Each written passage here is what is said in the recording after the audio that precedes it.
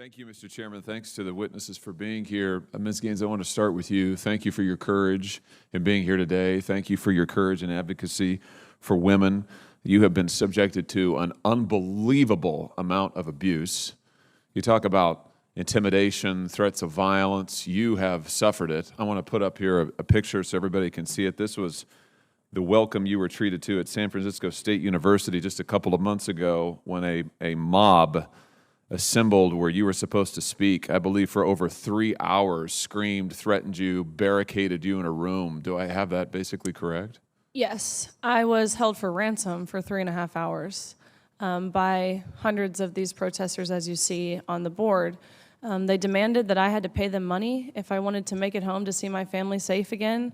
The law enforcement in San Francisco, I respect, and I think law enforcement is what's brave, not me, and I respect all law enforcement, but the law enforcement I was met with in San Francisco, in my opinion, failed miserably in effectively doing their job.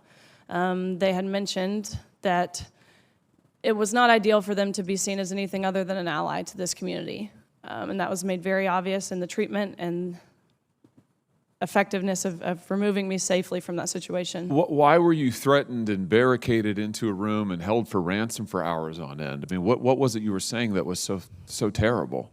I was invited to speak on my experience of my senior year in competing against a male. Nothing opinionated about what I shared. It was sheerly the exact lived experience of what me and my teammates and fellow competitors dealt with. And so I spoke. After my speech, there was, of course, a lot of protesters in the room, which I'm totally fine with people protesting. It's their right to protest. But what I'm not fine with is when it does turn violent in the way that it did. Because protesters afterwards, they rushed into the room. They turned off the lights. They rushed to the front. Myself and others were assaulted, and that's ultimately when I was held for hostage for 3.5 hours. It's just unbelievable, unbelievable. Thank you for your courage in the midst of that. Let's talk a little bit about the message that you were sharing, and you started to talk about it in your opening statement.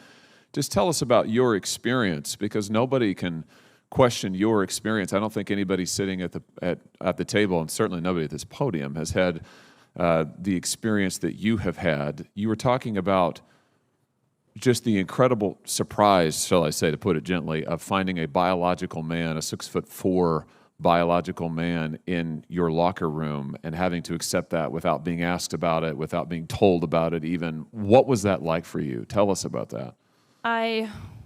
Again, we only became aware we would be undressing next to a man was when we had to see a man undressing while we were simultaneously undressing. And so I immediately left the locker room and I went up to one of the officials on the pool deck. And I said, what are the guidelines to allow a man into our locker room? I know the guidelines for the competition, but what are the guidelines for the locker room? And he so nonchalantly said back, oh, we actually got around this by making locker rooms unisex. And so I'm thinking to myself in these brief moments, first and foremost, you just admitted this is a male by acknowledging how you had to change your rules to make the locker rooms unisex. You acknowledge that we do not share the same sex, first and foremost. Secondly, unisex? Any man could have walked into our locker room, any coach, any official, any man who wanted to would have had full reins to, and bare minimum, we weren't forewarned about it. And that's the traumatizing part. Of course, the experience in and of the locker room itself is traumatizing, but I think for me, it was so easy for them to dismiss our rights to privacy. Senator Durbin, in your opening statement, you had mentioned this rhetoric. It's you had mentioned that what message does it send to trans individuals? And my combat to that is what message does this send to women, to young girls who are denied of these opportunities?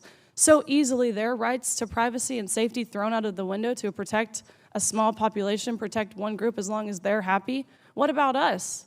That is the overall general consensus of how we all felt in that locker room. Why do you think it is that the NCAA and so many people in power seem intent on just erasing your opinion, your views, the whole category of women? I noticed that recently you just posted this to social media about a message that Harvard was sending around, I think, to its swimmers, telling them, don't talk about Leah Thomas, don't share your opinions. If you get contacted by a member of the media, then refer that to the university. Don't say anything, for heaven's sake.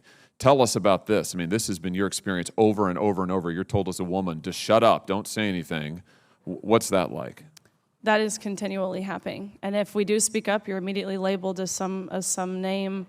They will call you everything under the sun, whether it's transphobic, homophobic, racist, white supremacist, domestic terrorist. They will throw them all at you in hopes to deter you, in hopes to silence you. Leah Thomas's teammates, they were forced every single week to go to mandatory LGBTQ education meetings to learn about how just by being cisgender, they were oppressing Leah Thomas. They were told that they're not allowed to take a stance because their school has already taken their stance for them. They were told that you will never get a job, you will never get into grad school, you will lose your friends, you will lose your scholarship and playing time if you speak out. They told these girls that if you do speak out, and any harm whatsoever comes towards Thomas's way, whether that's through social media, whether that's physical, mental, emotional harm, then you are solely responsible, and you could be responsible for a potential death. And you don't want that, do you? Of course not. Who would ever want to be responsible in a potential death? But that is the emotional blackmail that is plaguing this country, especially in universities. Last question, and I'll ask this and then give you a chance to respond, and I'm done with this, Mr. Chairman. Let me give you a chance to respond to something that Leah Thomas said recently, publicly. She said this publicly. They're using, this quote now, they're using the guise of feminism, they meaning you, using the guise of feminism to sort of push transphobic beliefs, meaning you advocating for women, women's rights is actually just a cover for transphobia. Do you want to respond to that? Feminism is not a fluid term. The original and the meaning of what it means to be a feminist is to uphold, respect, honor, embrace, and celebrate women on our own physical ceilings, our own uniqueness. That term has not changed. And what this really is a male mansplaining what it is to be a feminist, which I honestly think is pretty ironic, and it's something we've seen before. Thank you, Senator Hawley.